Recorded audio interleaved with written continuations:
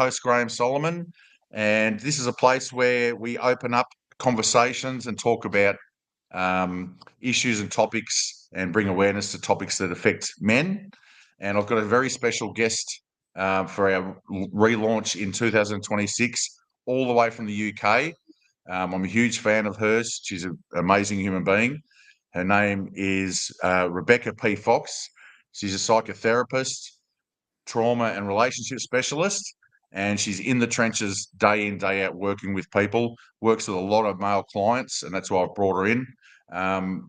So without any further ado, welcome, Rebecca. Thank you so much for coming on the podcast and sharing your time with us. Oh, thank you so much for having me, Graham. I've been looking forward to this. And just before we start, how's the weather in the UK at the moment? Is it... It's actually sunny here today. Oh, beautiful. Yeah. Beautiful. So that's good. That's good to hear. But okay, Rebecca. Now I just want to. I mean, I've just introduced you roughly what you do, but if you just want to explain to the viewers, sort of your backstory, how, and all the areas that you work in, and how you've evolved into someone that specializes and has worked for many years in the industry. Yeah, so I mean, I myself have personal experience from trauma, narcissistic abuse, and it's an area that I wanted to see more growth in. When I was trying to get help for what I went through and what I experienced, all the therapists I went to, they were sort of jack of all trades, masters of none. And there was a lot of kind of, well, what did you do to kind of amplify what happened in that relationship or what happened with your mother growing up as a child? So I realized there was a big kind of disconnect, I'm going to say, in the therapy community.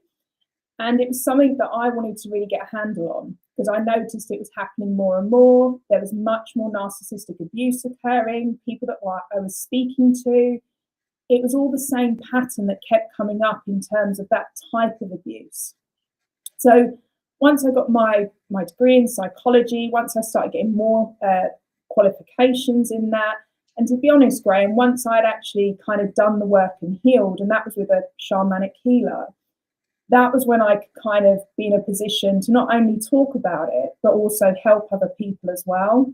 Because I think, when someone's had that type of abuse, talking about it doesn't feel natural because you're so kind of distorted to what went on. You're so disconnected from it that verbalizing it's difficult enough. So you have to be in a place where you are healed. You are capable of hearing everyone else's stories without being triggered, to hold that space. So it was a long journey for me to get to the point where I could help people with it and actually specialize in that space. Because it's an insidious type of abuse that completely changes someone. So that was kind of my experience, so to speak. I'm happy to go into more detail if you wanted to. But that is what led me to where I am today is I want this to stop. I want the disconnect between women to stop. Unfortunately, social media has very much amplified these narcissistic traits and tendencies. It's become celebrated now. And that's a big problem because it's just, like I said, it's amplified now in society. So we've got a new challenge that we're looking at now. So for me, it's bringing that awareness. It's helping people understand how to deal with these types because they're not just going to disappear. This isn't something that's just going to disappear overnight. This is only going to keep amplifying unless we get educated on it. So that's why I am where I am today. Yeah, it's interesting because most people that you talk to say, I didn't even know what that word was 3 or 4 years ago. And then all of a sudden, there's been a lot, and you hear people say, "Oh, it's a buzzword," but it's more than that. You see it in the trenches. You see, that it's rampant, and most people, probably 5 years ago didn't even know what it was. And like you said, it's quite insidious, and it does a lot of damage to people. So, that's just one thing I wanted to hit on with that. And you also do dating and stuff like that, so it's very relevant between the two sexes. And you train people to keep an eye, especially online dating, to keep an eye out for people that are, I guess, for a better word, predators, and are out to harm people and do do the wrong thing to people. So, but just before we go into that, the first thing, you work with a lot of men. Is that because there's a rise of men that have been through this sort of stuff? Have you noticed a rise in it compared to, I suppose, the old days? I don't know if there's been a rise. What I would say is there's been an awareness. Like you said, we now can label it. We can now watch a video online and go, that was my experience. That's what I went through. What is it called? Oh my God, it's narcissistic abuse. Is this what I went through?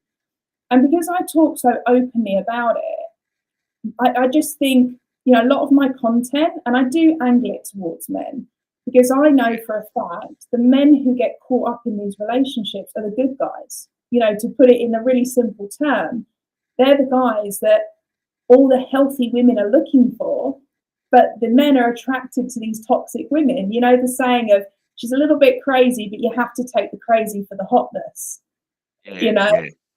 Yeah. Like, okay, but what you're walking into here is a narcissistic relationship that's going to really harm you. So it's important for me to educate men. And I think men come to me because they know there's no stigma. I won't judge them. I'll listen to them. And I fully understand what it is they've been through. So do I think it's like more rampant now? No, I just think we understand it. And like you said, people are now saying, well, narcissism's a buzzword, right? I think the people that are saying that are the narcissistic ones wanting to diminish it, as if to say, well, stop calling me out. Stop calling me out for my narcissistic behavior. That's just a buzzword. It's a way to deflect, right? Doesn't mean it's not real. It's very real. So, yeah, I think men come to me because I speak their language, I guess. They know I understand. And yeah, that's all I can say with that, I guess. Yeah. And look, when a guy first comes to you and seeks help from you, obviously they're not in they're not in a great place. They're looking to heal, or to find out what's going on and work out what's going on. What are the things you notice the most at the start when you actually speak to someone first up about their trauma and that? What do you generally notice? What I notice the most about men is the shame. There's a lot of shame. And this term broken, they are broken. They don't know who they are anymore. They don't know what their purpose in life is anymore. Most of these guys come to me, they've been married, they've got a family, and it's that realization of, where do I fit in this family dynamic? Because I'm told I'm useless. I'm treated like shit every single day. I'm not allowed to be a father to my children because she controls and manipulates that. They come to me as a shell, and they don't know where to go or what to do next. And that for me is always, I can see it in their face. I can see that shame, and I can see how broken they are. And again, like, they're good guys that just believe in family. They have good morals, good values. And it's those good morals and values that have kept them in that toxic relationship for so long, because of that deep belief that you stand by your family, no matter what, you fight through. They have a lot of resilience, but unfortunately that's what's kept them trapped, and has now put them in a situation where they don't know who they are anymore. She's stripped that identity from them. She's removed their masculinity, and that is really, for me, that's my driving point, to go, no, I want to get you back there. You're a great guy. I want you to have relationships with your children. I want you to have a healthy relationship in the future with someone else. And that drives me to really push through this work with them. Absolutely. And, when at this stage, how do you build or help a guy build himself back up? Like, what are the key things that you use to build someone up, to get them back to at least ground zero, to move forward and to heal that part, and then to move forward? Yeah, so I use something called a neuro change method. So it's a rewiring method. It's not talk therapy, what I do. It is an actual method. It has processes and it has stages. When it comes to narcissistic abuse, the victim develops something called trauma cognitive dissonance. So it's a traumatic dissonance in the brain where they're not able to see clearly around what they've experienced. So the way I describe it is like people come to me with fog. They're in the thick fog and they can't see clearly. They can't see through it to see what's next, what happens to them, where they can go. They don't believe they have that choice either. So part of the process is also giving them clarity. Like they need clarity. They need, I'm going to say labels, right? I need to be able to say, this is what happened to you. That right there, what you've explained to me is this process. So they can actually cognitively start to piece that together. That's part of the healing process. And then, like I say, the neurochange method itself is a process online where I rewire the neurological pathways. So what happens when we've experienced trauma, we get rewired for protection, whereas naturally we're wired for connection. So we want to connect with people, but when we've experienced harm through trauma, we then get rewired to protect ourselves. So like the fight, freeze and fawn response, these are things that we develop to protect ourselves from that person. So it's just a wiring that we've developed. So I look for those points, I identify them, and then I rewire them whilst we're on the sessions. Part of it is they have to do work in between sessions so I can keep on top of where they are and I analyse their process. So if anything gets missed, we've got to catch on to it quick. So the first part is that, the clarity, the healing. The next part I look at is the emotional intelligence around it. So again, the emotionality has been removed. So lots of people report high levels of depression, anxiety, sleeping disorders, not able to sleep, insomnia, eating disorders. This is all an emotional somatic state that someone's experiencing. So then we have to rebuild that. You know, we have to look at how to get that back. And I liken it as like a seesaw. So if we're high in one end, we have to pull it back down to balance everything back out. We don't want to be doing this, right? We want to be sort of here. So we then work on that emotional intelligence part of it. And then the last stage is like the coaching stage. It's like, okay, are we ready now to like find someone new, to have a healthy relationship? Do we need to rebuild relationships with children? Like I said, most men who come to me are family men. So they're going through a divorce 9 times out of 10. They come to me at the start. I help them through that process. And then you can guarantee, and I'm sure you can speak from experience, Graham, the children are really affected by what they've experienced in the family environment. And I can guarantee what you experienced in it, you wait till you get out of it, because the children are going to be the tools that she will use to cause you even more harm. So it's about me helping rebuild that relationship between all of them. So it's a whole process. You know, it's not just one bit. We work on the whole. Yeah, and one of the big things when you talk to men about mental health and about why when they go through something they isolate and they won't talk to people and they shut down, and some people unalive themselves rather than talk to people. And I mean, you've seen that many a times, like you said, the shame and everything. But what I constantly keep hearing from men that I talk to is there's two things. Firstly, no one gives a shit because they feel so disconnected from everything by this stage. There's usually been a whole heap of stories and narratives and stuff that they don't believe is true, and they just get isolated.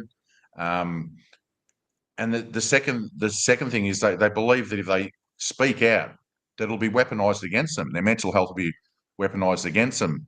So what you're saying leads into a lot of the mental health problems that men have, and which needs to change.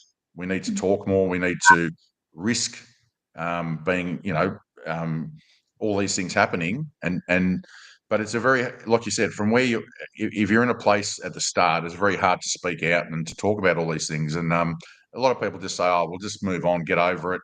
You've probably heard that line. That's a ripper, you know. And I've just noticed with human beings in general that people don't really don't. I won't say care, but they just go, look, I'm just going to mind my own business over here because it doesn't affect me until something like that happens to them. Then Yeah, the lights come on and it's like, oh wow, you know what I mean? So this is part of the trying to get men to talk. There's organisations out there that are just trying to get blokes to sit down and talk, and that constantly comes up. And you see that with what you do, don't you? You see people get isolated. You see the stories. You see the narrative be flipped, and there's all different terms like flying monkeys, people that actually do the spread the stuff. It's quite horrendous. So you know this happens for both sexes, but like what generally happens is men haven't got the networks to talk, so they just isolate themselves, and then a lot of times self-harm. They self-harm, and they can't move through it. So resources, and this is why to do this podcast is to get information out there, to get people to know that there's people like yourself who yeah, specialize in this, have done for a long time, and there is hope, and you can heal and you can move on. So you know, it's like you could probably dissect the topic. We could speak for hours on the topic, and I urge people to look at your stuff on social media because you really go into it. And there's a couple other people that I really like on social media that really go and they break it down. And like you said, it's about understanding and it's about information. So if I love it because if there's so much information flooding out there, then like I said, people that behave this way can't run and hide anymore. They can't shut things down. There's just too much information, and yeah, that's what you do. And it takes courage because you get a lot of negative feedback. You get attacked yourself, and it takes yeah, courage for people like yourself to get out there and do it. So I applaud you, and I just think there's running out of all the hiding spots are getting exposed now. So I think more and more people will just not accept that behaviour. They'll see the red flags and they'll start acting early. So thanks to yeah. people like yourself, Rebecca. Oh, thanks. And I just want to touch on what you said there, Graham, about, men don't speak up. And certainly, like from my generation, I remember growing up, not necessarily growing up, but let's say in my 20s, right? I remember what would happen and what I would hear a lot of. And even now in my clinics, I will hear people say, let's say Graham, for example, let's invite Graham out for a beer after work. And then another guy goes, don't be ridiculous. His missus wears the trousers. She's not going to let him out. And it's all a bit of a laugh and a bit of a joke, or, oh, Graham can't come out because he's under the thumb. Oh, ha, ha, ha. Yeah, that's what it is. Whereas what I hear is Graham's being abused. Actually, he's been a very controlling relationship and he's being abused. But because men make a joke of it, you can't have a space where you can talk when people are laughing and joking about it. It's not a safe space. And I think that also, and I always say this, that's a responsibility men have to other men, is to be able to say, don't be such a jerk. Like Graham's probably got shit going on at home we know nothing about. Like he should be allowed to come out for a beer with his workmates. Like, don't be a jerk about it. And if men actually started speaking up there as well, and I'm not saying you have to have these deep, in-depth conversations. I'm not saying that, right? Because I know that's uncomfortable for men. But what I'm saying is it shouldn't be made a joke out of. It shouldn't be made fun of, because actually that's a warning sign. It's a real warning sign. Because when we're dealing with toxic relationships, certainly with women, when we look at antisocial behaviours for men and women, the difference is more so men have the physicality. So women are more likely to have bruises and marks, whereas women, they use verbals. So their manipulation is a verbal thing. So it's more covert, right? So what we're talking about is men have that covert antisocial kind of abuse, whereas female have covert. So a man isn't going to walk towards you with two black eyes and you go, Jesus, Graham, like, has that happened at home? He's going to have no marks Yeah. whatsoever. He's probably going to be very withdrawn at work. And people just go, oh, he's just quiet, like he's just a shy guy, he just doesn't like to get involved. No, it's because he is seriously under pressure at home. He's seriously struggling.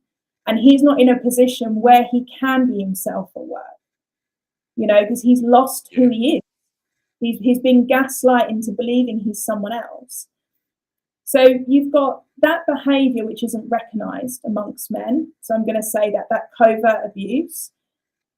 And, even to the point of what would you say? If your male colleague said to you, is everything all right, Graham? What would you say? Because you don't know what's going on. You just know you're not happy at home. So you'd probably go, yeah, I'm not happy at home.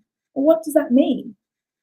That can mean an array of things. We all have problems through life. So what does that mean? Being able to say, do you know what? I think I'm being abused by my wife. I don't think many men would be open to saying that or even have the confidence to say that. So again, you've got that vagueness that comes into it, whereas women, when they communicate, I guarantee they would straight away say, he's been an arsehole to me. He's done this, he's done that. And it's just like the floodgates is open. Men don't do that. So it's not because men don't talk. I think it's men don't have the space and capacity to do so. Because when they work with me, they talk very well. Their communication's great. Yeah. But they know I'm not going to judge them. They know I know what I'm talking about. And they know that they can trust me with what they're telling me. It's a safe space. So there's also that I wanted to add into that. I love all of these sort of men's sheds that are coming up here in the UK for men to get together. And it's just about that reconnection, because when you're in these certainly narcissistic dynamic relationships and marriages, you get isolated because they have to do that to control you. They have to do that. So again, men feel like they're alone because they're in this narcissistic relationship. They can't get out of it. So part of that is recognizing that and being able to step out of it. And of course, the thing that holds them back is, well, I've got children. I can't leave my children. Okay. So there's always hurdles coming into play. And I'm not saying it's as easy as just walking out, because it's not. You have to plan things. But when you're in that fog and you've been abused, the fog is so thick, you can't see clearly how to get out of it. And that's, again, where I come into play. Yeah, that's right. And, and just going back to about guys, like Aussie guys are notorious for it. Oh, how you going, Graham? Yeah, I'm all right. Yeah, she'll be right. And, your head can be spinning, but you just won't say anything. It's got to change. It has to change. It is changing. And I catch up with a heap of mates that I played sport with when I was young, footy and cricket and all that. And it's in rural area, and they've set up a little cricket ground, and there's 40, 50 guys come. And a lot of these guys have played AFL footy, top level cricket. They're very competitive, but we're all old, so I still think we can do what we. And it's a game of cricket, and the sledging and all the rest. The comradeship is amazing. But then it goes back to the fight later, and everyone talks. And the last couple, some of the conversations I hear is men really opening up to each other about stuff. Yeah. And that's brilliant. That's all. There's a lot of tall stories as well, but there's also guys actually sharing their experiences with things. And it's really good, because these guys are, mid-50s up to 60 years old. So it's good to see, because this behaviour needs to be shared down to the younger men, that when you speak to younger men, you can be open with them and they see that that's normal behaviour, and yeah, so it is happening slowly. But once again, like you said, a lot of times when someone's in a marriage, they don't go to that. They don't go for 10 years because they're isolated. They don't realise that they are. And then it's not till afterwards they go and they connect with men again. And I encourage men that if you're in a marriage, if you can't go and do something like that once or twice a year, that's a red flag. That's a warning signal anyway. So, but, once again, like Rebecca, just talking to you, and you see the state of a man, but you also see him come out of that too, which must be good for you to be able to see someone flourish again, see them almost with a heavy weight on them, and then later on come out and actually start talking about what they want to do in life, and I wouldn't mind dating again and all that. So, sometimes I don't know, but sometimes it could be a longer road for some than others. But that must be good for you to be able to work through all those issues with guys and let guys know that there is hope. It's just a bit of time and a bit of work, and that there is hope, and you can regain the man again. And which leads me to the next question. Um, you know, I sort of hit on it before, but with when you get to that point with a guy, where he's saying, "Yep, look, I want to start." Do you do a lot of goal setting and purpose stuff and trying to build resilience and all that sort of stuff? Do you sort of really work on that so he can springboard into his new life? Yeah, absolutely. So like what you said was really interesting about, when you guys get together and then it's always after by the fire that you're able to have these deeper conversations. That doesn't surprise me, because when men come together and they're doing something, they're in their masculine energy. So masculine energy is a strong doing energy. It's purpose driven. It's motive driven. So when a man is doing something, he's in his masculine, which feels natural to him. Right? After that, when the guys come together and they do something together as a team, they're working together in their masculine. As long as everyone pulls their weight and they're all competent, safety has been built into the brain. Okay, we're a team, we're safe, we're good, we've got this. So it doesn't surprise me then that when you're at the fire, all of a sudden you're able to have these conversations because you're in a safe space. All of your friends have been able to show they're competent masculine men, and we've all got your back here, and that's why getting together is so important. Having what we call interdependence in relationships is important. So once a week, whether it's going to play cricket or whatever it is, but seeing someone of the same sex, your own friends, once a week is super important, especially for men. Like I said, they're in their masculine then when they're doing things together. It's really important. So, yes, to answer your question, part of that is helping them understand what it is for them that allows them to be in their masculine, because they've had that stripped away from them. These narcissistic women are very much in their masculine energy because they're very controlling. And I'm not saying control is masculine energy, it isn't, but what they do is they put a man into his feminine so that he no longer has any autonomy over what he's doing, because she's calling all the shots, right? It's not a partnership. That's been stripped away. But of course, when you're in your masculine and you're with healthy masculine men, you're working together as a partnership, like a team effort, right? Yeah. And that's when a man is at his best.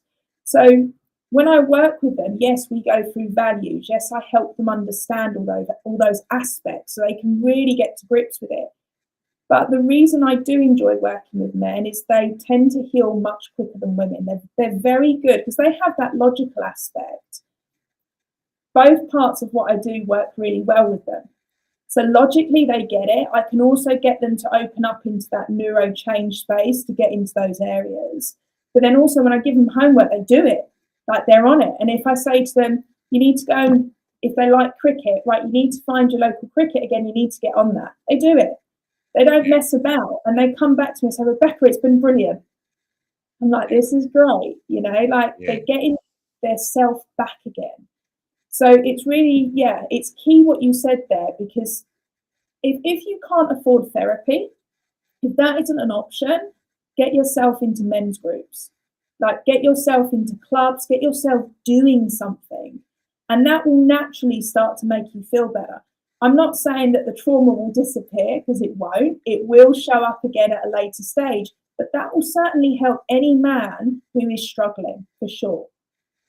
Yeah, absolutely. And just touching on the group of guys, I've known these guys since I was under 10s football, and we've gone through it, and it's amazing because generally, say with Australian football, it's looked on as a bunch of yobbo, drunken bogans and that, which is a misconception, because most guys that play football train all week and go to gym and that, and might drink on a Saturday night, so they're not like drunk all the time and all the rest of it.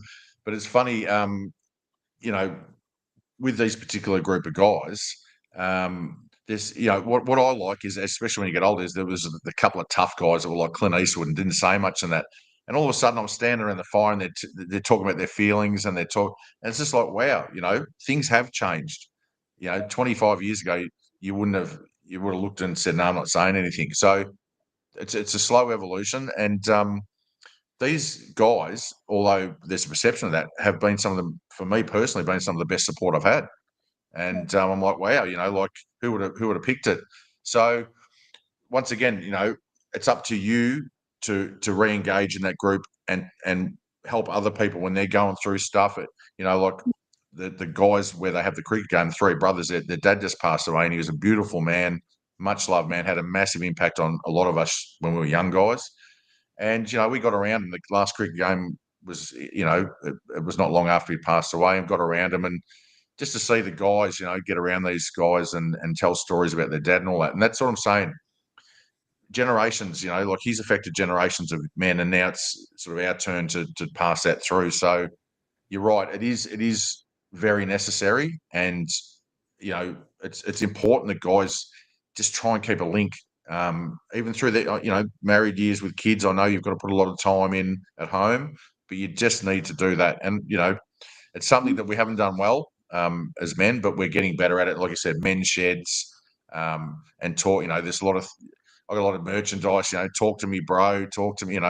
And I've never really had any problem, with in the communication side. But a lot of guys I know that were quieter, they're actually starting to speak up now and talk about their experiences in life and that. So that's great. But that leads us into the next part where you're back up on your feet, and you want to take the world on, and you're glowing up, and then you got to go into this new dating world that, like, back in the 80s and 90s, it was nightclubs and that sort of. Now it's all of a sudden online, and it's a whole different world. Though. So for older people, that's a maze, and even for younger people who know how to navigate it, they have trouble with it as well. So you actually work with people in that field.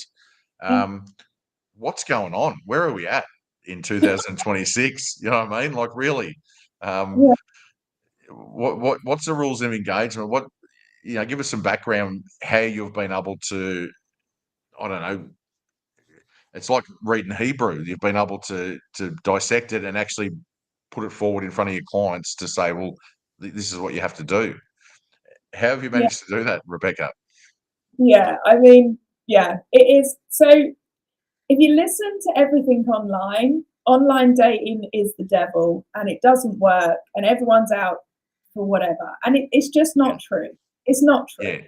Yeah. It's the way we meet people nowadays. But we got to look at boundaries, right? So the reason people get into toxic relationships is they don't have good boundaries. That's the reality.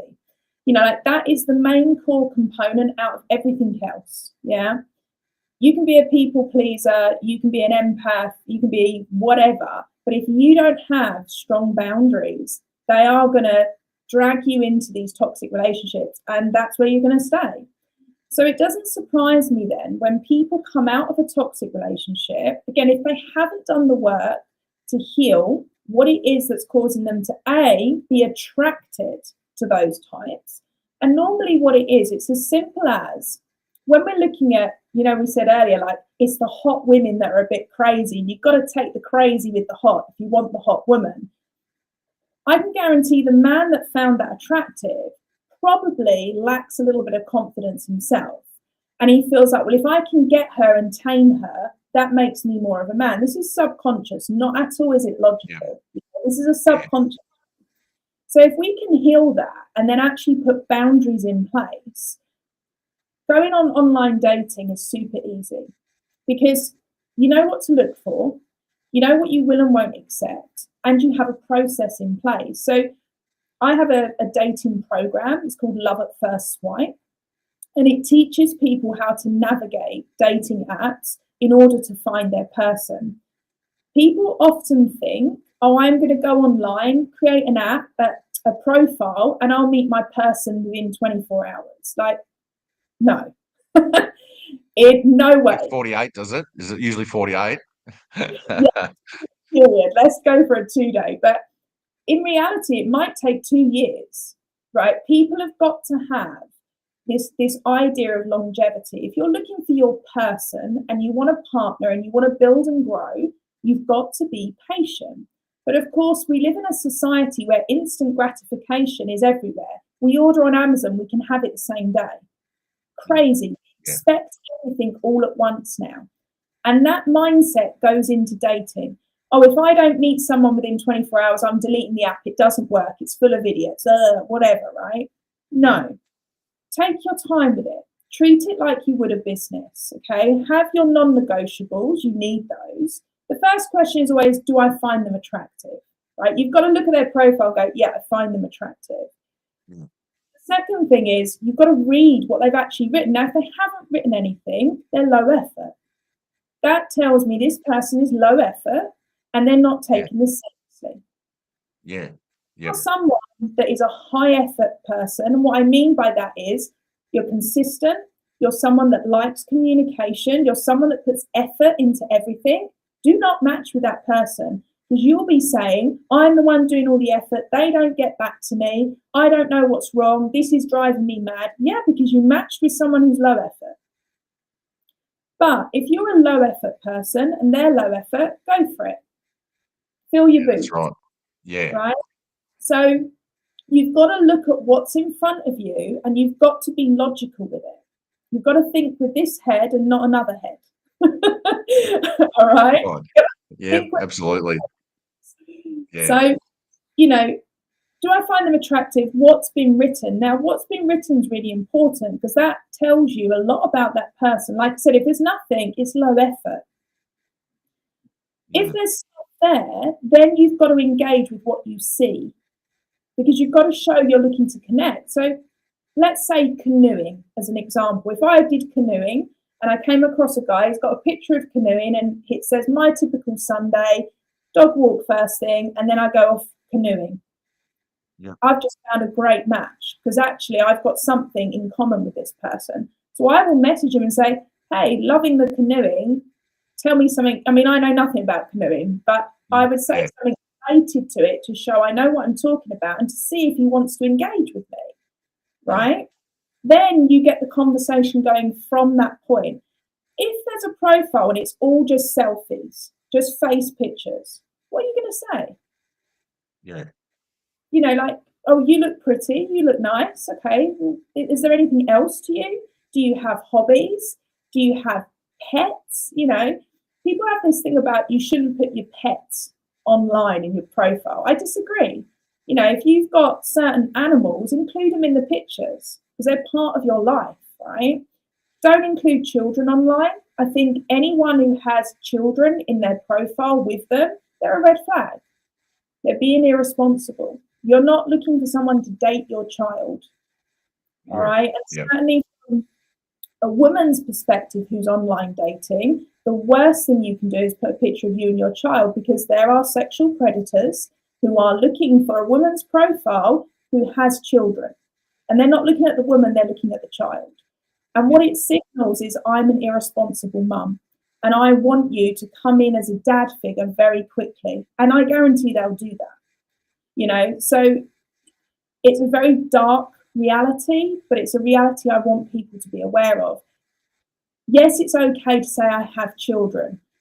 It's not okay to introduce them very quickly. I say a minimum of 3 months, but in reality, the longer the better, right? Because you want to make sure you're compatible first before you bring children into the mix. Children should be the last people to find out about your dating and what you're getting up to. So it's knowing yourself, knowing what to look for, but then also having the ability to engage and communicate. Just sending a message that says, hi, how are you? You're not going to get much back from that, right? And what I always say to people, and I see this all the time, people overinvest too early. What you've got to remember, people are strangers to you. I'm a stranger to everyone watching right now. People don't know me. And if I connect with someone and start talking to them, I am a stranger. So why would you then open up about your past? Why would you then open up about your finances? Why would you then open up about things that you're frightened of or that you're concerned about? You wouldn't do it. You wouldn't meet someone on the street and just unleash all this information. But people are very comfortable connecting on a dating app and absolutely unleashing. And then they wonder why they're in a relationship with a narcissist who's gone, oh, this is great. Let me take all this information to use against them. This is really good stuff. That's the sort of people a narcissist is looking for. And people say to me, I don't get it, Rebecca. Like, I was honest, I was upfront, I shared everything. That's where you went wrong. Because even a healthy person goes, I didn't ask for this. Why are you oversharing all of this? This doesn't feel right. We don't know each other. We're still getting to know each other. So why are you oversharing? So you'll repel the healthy ones and you'll attract the toxic ones. So you've got to understand how communication works and to what degree. And you've got to remember, people online are strangers, so treat them like one. Yeah, absolutely. Yeah, and I'd say this is probably a generalization, but generally probably women are probably more attuned to this than what men are, especially men that are, older and have been, maybe through a divorce or whatever, or in looking for a second relationship, whatever. But what does, like, for a guy in this early dating and beyond, for the first 6 months, what does a healthy version look like? Like, what, for a guy, like you've just sort of said, like if a woman's sharing her kids and this and that, are these all the red flags they should be looking for? Or like, how fast should a guy move? Like, a lot of us guys have got no idea generally anyway. So what would you say is a healthy picture? If you're looking at it in a picture, like what would be a healthy way for a guy to, from start to maybe the first 12 months? Yeah, okay, great question. So everyone's different, all right? So I'm just going to put that caveat on it. But pace is really important for everyone. You don't want to be too available. So what I recommend in my program is, once you connect with someone on a dating app, you want to have between 10 and 20 back and forth messages with them to see if you've got shared interest, to see if they're easy to talk to see if you think, I'd actually like to get to know this person more. And that is the question. Do I want to know this person more? Yeah, not do they excite me? Not, I find them really attractive. Do I want to know them more? That should be the question. The answer is yes. Then I would expect an exchange of numbers and for you to start communicating on Messenger, WhatsApp, whatever it is, right? But personal communication. I would then expect within 2 to 3 days to have a date arranged within 7 days. Because you're not looking for a pen pal, right? So we've got to be realistic. We don't want to leave this months and months. No, that's not good. So it's like, okay, let's look at the schedule. Let's get something in. The first date needs to be what I call a medium investment. We don't want low investment, which is like coffee. Let's just sit and have a coffee. Equally, you don't want high investment, which is dinner. You want something in the middle, right? And I always say 2 hours is the sweet spot. 2 hours is the sweet spot for meeting someone, whatever that looks like, lunch, maybe a walk around a park, whatever it is, you decide. Everyone's different. But you don't want to be there all day. So another thing I see people go wrong is they meet someone, they have the whole day together. Well, what are you going to talk about? No wonder you're then unleashing about your old trauma and your old relationships, and you're connecting off of trauma. Yeah. No yeah, that's a very good point. That's a very good point. Yeah, like too a couple much of time. hours. Yeah. And then what you want to think about is building on that, right? So your foundations are, do I find this person attractive? Do I want to get to know them more? Okay, let's start to build each brick about who this person is. And you want to learn what their day's like, what their routine's like. Because if you're going to eventually, and I'm talking about someone who wants a long-term relationship, I'm not talking about hookups here. You've got to ask the question of, is their lifestyle compatible with mine? Or is it going to clash? Because if it clashes, it's not going to work either way, right? So then you're better to cut it off sooner rather than later. So it's all about understanding what that person's life is like. So staying in the present rather than focusing on the past, right? Yep. Then you just start to build. So if your first week, your first date was 2 hours, next week, maybe go for 3 or 4 hours. Third week, maybe a bit more. maybe on the fourth week you have 2 dates in 1 week. So it's about gradually increasing time spent together and what you do together.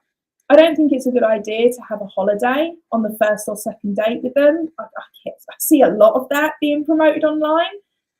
Yeah. Ludicrous. Don't do it. Do not do that under any circumstances, So it's all about going at your pace and what feels right. And if at any point something comes up that you're not sure about, ask the question. Don't be afraid. People have this thing about, I don't want to upset them by asking about that. Ask. Because if you don't ask now, it's going to bite you in the backside in time to come, right? So you're better to ask, because you might have misinterpreted what they've heard or what they meant. Okay, well, that's on you, right? But now you know. But equally, you might have got it right. And then you can go, I need to back away from this, because this is going to be a problem. Or run's the appropriate term. Just bolt the other way and take off. Yeah. No, interesting points, and I'm sure a lot of guys, you'll probably get some phone calls now and some bookings. Hey, can you help me out here, Rebecca? Because a lot of guys are clueless when it comes to that. But once again, talking to other guys, sharing experiences, all the rest of it, it's good. Now, we've covered a lot of topics from start to rebuilding of a man.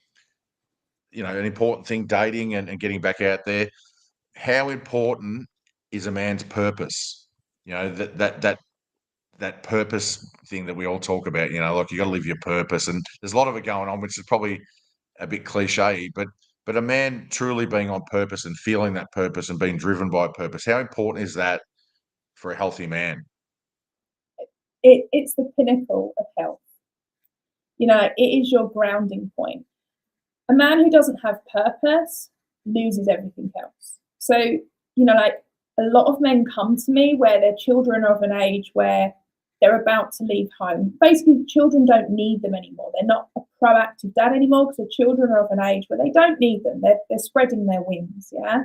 But they've been in this toxic relationship where all they've ever tried to do is be the provider, be the protector for the family, and they've put up with absolutely anything and everything that's been thrown at them.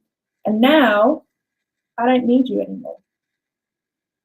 And it's that where their purpose of being a dad, being a protector, being a provider is now gone. So how does he rebuild that? How does he find himself again? And it's about rebuilding, like we said, about the relationships with the children also need to be looked at again. If the children are older, let's say 16 to 18 plus, they're going to start to have their own life. So it's about a little bit like the dating example. Can we meet once a week? Can I take you out for dinner once a week? Your dad wants to spend time with you. It's having that commitment to see someone regularly. It's really important, super important. So it's doing that. And that's how you start to go, I'm still a dad, but it just looks different. I still have a connection with my children, but it looks different. And I'm okay with that, Yeah. And it's having a relationship with the children rather than with the mother and the family unit. It's just a different way to have purpose and a way to be with your connections and families. Yeah, definitely. That's a really good point, is to, and if you've got a few children, each one's an individual, especially as an adult. They're their own, person, and that's really important. So what you're saying there too is a lot of, most men put their family as a purpose, so that they're purpose driven. Then all of a sudden they change it over here and go, well, this is my purpose now, and they lose a lot of the things that did drive them to focus on that, which is quite noble and everything. But for a man to then be in that space that you're talking about, it's not a great place. That's what you say. They've got to rebuild themselves, and they've got to actually dig deep and say, well, because that's, look, a lot of guys go, well, what now? What do I do? I don't even know what to do, because you've been doing that for so long. So with purpose, do you do certain exercises? Do you really work with your clients about finding their modern purpose, like what's relevant now, because what was relevant when you were 20, when you were 30, when you were 40, could change, over time. Like you said, family becomes very important. Do you find that once you've hit that with your male clients, that they tend to take a step forward, that's really important for their growth? Yeah, definitely, because it's not that let's use the father as the purpose. I think that's really something that comes up all the time. It's not that you're not a father anymore. You're still a dad, but it's just looking different. And it's just a different way to provide. It's a different way to connect. And it's just different. It doesn't mean it's gone. It's different. Yeah. And of course, we're not talking about someone that's had an okay relationship, everything's great. We're not talking about that. We are talking about someone who's been gaslit, who's been abused. Yeah. So they already don't know who they are. So, like I said earlier, part of being in their masculine is a doing energy. And like I said, men are great because if I tell them, they do it. They're great for that. So once they start doing it, and I go, okay, well, let's look at how it could work for you. Let's start to really think about this, Let's help with the communication with your daughter or son.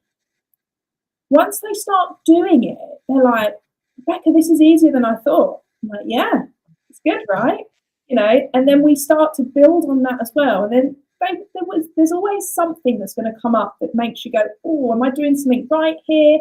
And it's not about doing right all the time. It's about being able to communicate when it's not and understanding where it's gone wrong. What can I change to be better? Like that accountability is really important. And with children, they look for the safe, competent parent.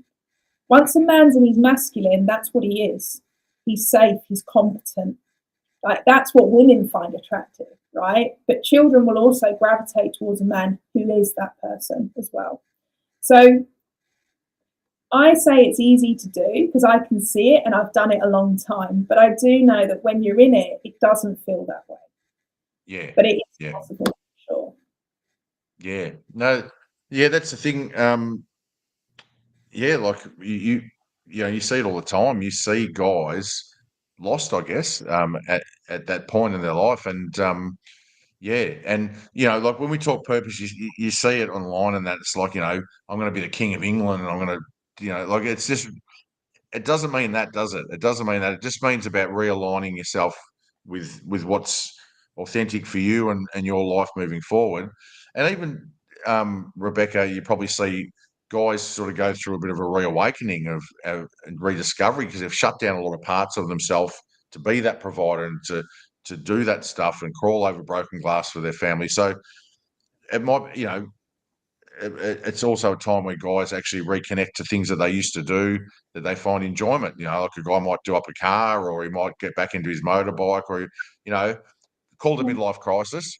But in actual fact, it's just a rediscovery of a lot of parts that have shut down. So that's probably another thing too.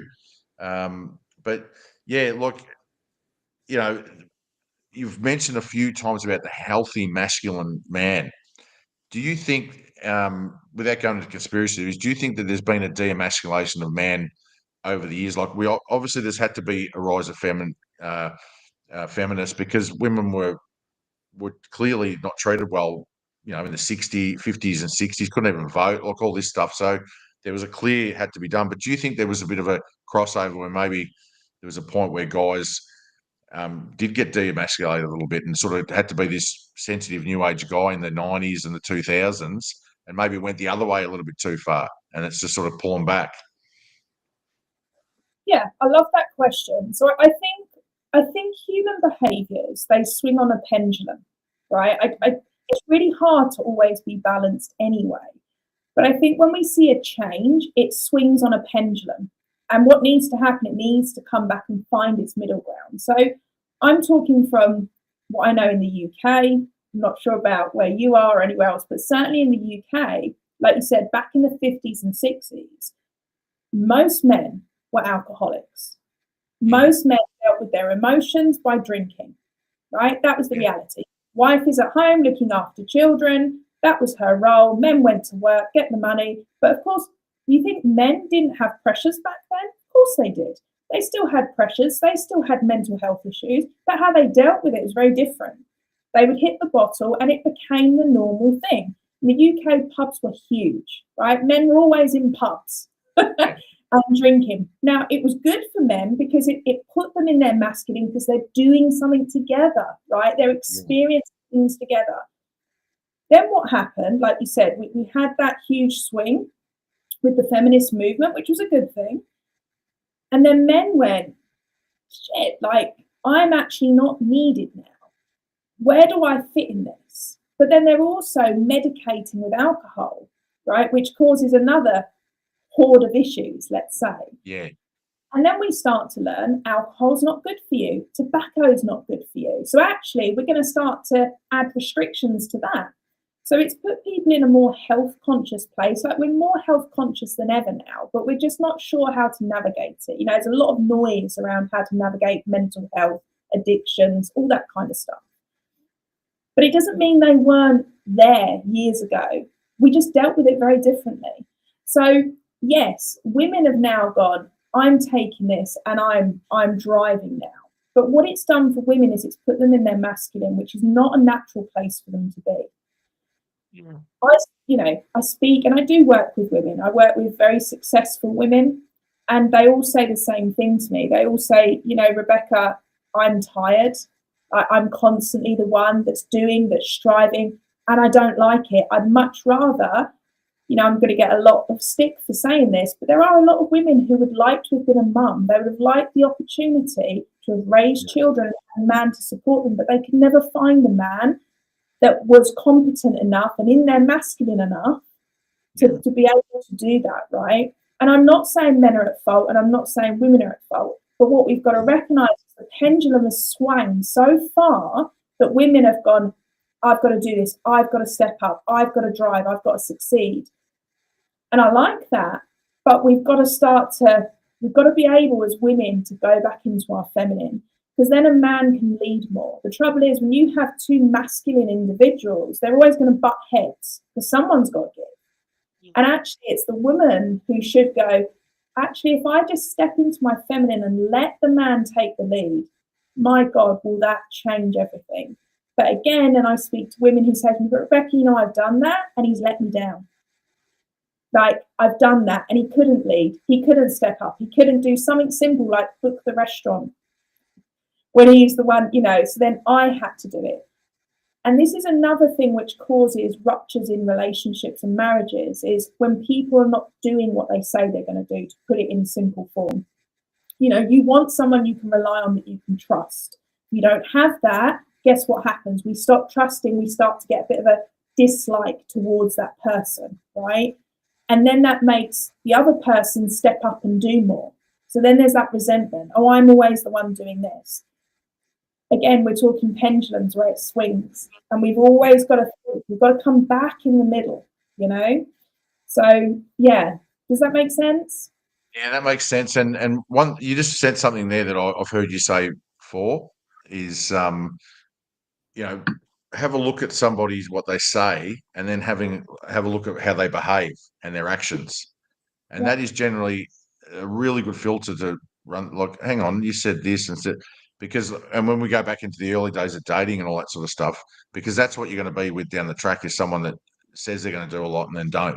And, that's what you just said with some of the women that said, look, I let him step up and he just didn't. So I suppose that's where you start looking for clues. And that's, I guess, also, this is the thing for men is the more information and education that you do for yourself, the more you can sort of see things unfolding. You're not sort of, because like you said, if a guy's, traditionally guys at work and you know what I mean? You're like a deer in the headlights because you're just too focused on that, and you're not looking across your whole life. But that's something I've heard you say, and it's, look at someone's actions. Do they line up with what they say? So there's a little nugget. There's a little nugget for everyone, and it's a great little filter. Yeah, and I think, people are very quick nowadays to kind of put the brakes on, because no one wants that uncomfortable conversation.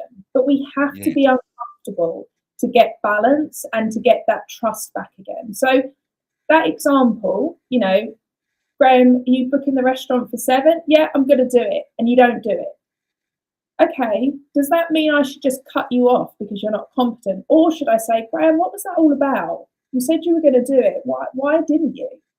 Because then you might go, do you know what? I am so sorry. I had this call come in from work. If I'm honest, I just completely got sidetracked. Let me deal with it now. Let me do it right now or whatever. Okay, now we've had a repair. So actually, is it a problem? Not really. Can we understand that? Yeah. But if I had said that to you and you went, oh, for Christ's sake, Rebecca, you're always moaning. You're always wanting more. Like, what is your problem? Now I'm going, oh, no accountability. All right, I'm out. Like, we're done now. So we've got to be gaslighting now, don't we? We know that the word for it is gaslighting. You can actually go, that person's gaslight. I've tried to express myself and they're gaslighting me. So that's about the education, at least know what's going on around you and what people manipulation and stuff like that. So, and that's probably the big thing about online platforms, and that is there's a lot of information around that now. And like anything, you've got to some things you got to take with a grain of salt, and you've got to fact check other things. So, but we've just hit an hour. If we keep going, we're going to have like the Joe Rogan podcast, but we're going for 3 hours. We probably should have a drink and he goes on there. But thank you so much, Rebecca, because you're part of the movement of education, of putting information out there so that people can be aware of all this sort of stuff, and not just like looking out for other people, but also to go inwards and improve their own life. And that's part of the thing as well is, we have got a shadow side. You've got to also look at why you're in those positions and what things that you might have done wrong and all the rest of it. And that's, you don't shy away from that as well. So it's also about, people doing the work on themselves and just moving forward. So, like I'm a massive fan of yours and I watch your content and love it because it's educating people not only to what to look out for, but also what they need to work on themselves. And educated people are more awake and aware people. And that's what we want in this world, to be able to, we've got such a diverse people now with different views. We need to be able to filter that and be respectful to other people's views. So you're out there on the forefront. Like I said, you probably cop a bit of trolling and stuff for doing that, but that's your purpose. That's what you're there to do. And I'm so glad to have met you and to have been able to like work with you and for you to come on the podcast and share some of your stuff with the viewers. So thank you for being our number one guest for the year and for our relaunch because we had some time out there for a while. And I appreciate it. And I hope people go to your social medias and because you're on Instagram, TikTok, all those things, and check out Rebecca's content. Go to YouTube as well for some longer stuff. There's some podcasts and bits and pieces there. And I'm telling you, the information there is priceless because it does prepare you and it also helps you, become a better person. So thank you. Thank you for coming on, Rebecca. Have you got one last thing that you'd shout out from the rooftop, your last message to the people listening? Okay, what I would say is don't believe everything you see online. Instead, believe what you think and feel to be real and follow what is right in your heart. Because whatever's out there is done for effect and it is not done from reality. Yeah, that's a good point. Yeah, online especially. So, all right, there you go.